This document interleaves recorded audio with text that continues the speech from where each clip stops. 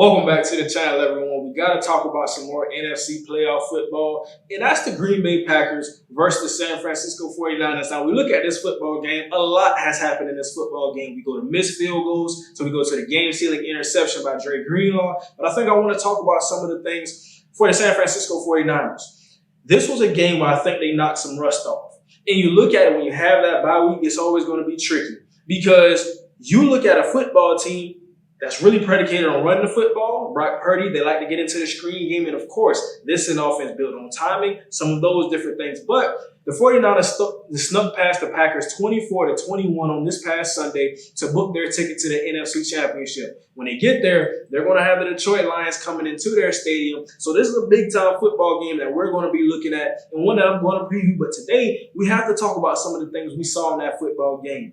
Kyle Shanahan becomes 1-31 when trailing by 3 or more points entering the fourth quarter. He's 0-37 when trailing by 8 or more points entering the fourth quarter. So you probably ask the question, does this show us that the San Francisco 49ers can close football games? And I think you have to say yes. For Brock Purdy, a lot of people, some criticism warranted, some criticism unwarranted. But in this game, although you're going against a very good quarterback, a young offense in the Green Bay Packers, a young play caller, everything that they have, Matt LaFleur, he's one of those young offensive guys in the league, and he's got it going. You look at this Sean McVay coaching tree, and these guys consistently continue to be good coordinators within the NFL. But now I'm looking at this game. I think even when you talk about the Deebo Samuel potential of not playing, it's a 50-50 chance as reported by Adam Schefter. Christian McCaffrey is a guy you can lean on. George Kittle is a guy you can lean on. And, of course, you can lean on Brandon Ayuk, Jawan Jennings. Brock Purdy in this game, 23 of 39,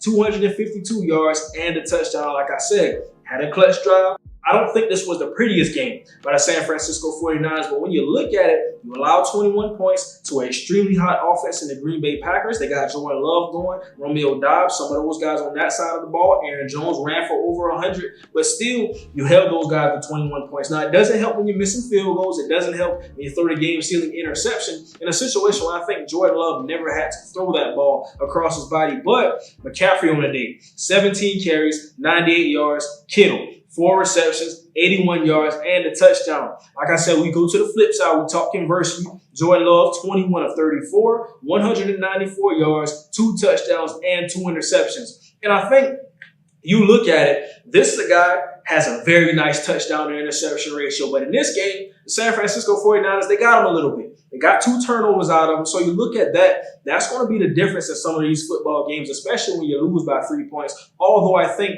for the majority of the night, they look pretty solid on offense, continue to do some of the things that we saw them do in these past games in the NFL playoffs. Aaron Jones, 18 carries, 108 yards. So when I talk about this, I look at the Detroit Lions matchup for the San Francisco 49ers team. It's one that we're going to have to watch. It's one that you're going to have to key in on because now the way that Jared Goff is playing, the way this offense has been able to run the football with Montgomery and Jahmyr Gibbs, and you look at some of those receivers.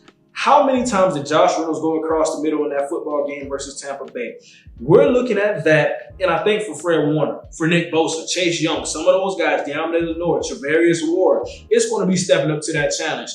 When you look at the San Francisco 49ers, for the majority of the season, outside of their 3-game losing streak, I think this team showcased consistent football. And you look at the loss to the Baltimore Ravens, that's when you felt like, okay, is there a blueprint with this football team? Is there something there where we can beat this football team, get Brock Purdy off of this spot? Even when you can't fully stop the run game because Christian McCaffrey is a madman, probably is in the running and probably could be Offensive Player of the Year. But still, with that being said, this is a football team. Kyle Shanahan has a lot of different ways which he can attack you. And like I said, you lean on the defense that they have. It's going to be one of the best games. And probably, we look at that AFC Championship, this game will be just as exciting. Jared Goff, Brock Purdy. We talk about who are the best quarterbacks left in this thing. And you look at those 2 guys, the conversation remains kind of consistent. Even though a lot of people like Jared Goff, even though I think he's played exceptional this season, he has some gaudy numbers and stats. But you look at that, there's still a little bit of doubt creeping in your head. Can he come into the San Francisco 49ers stadium and do some of those things? For Brock Purdy, though, it's also that same kind of conversation.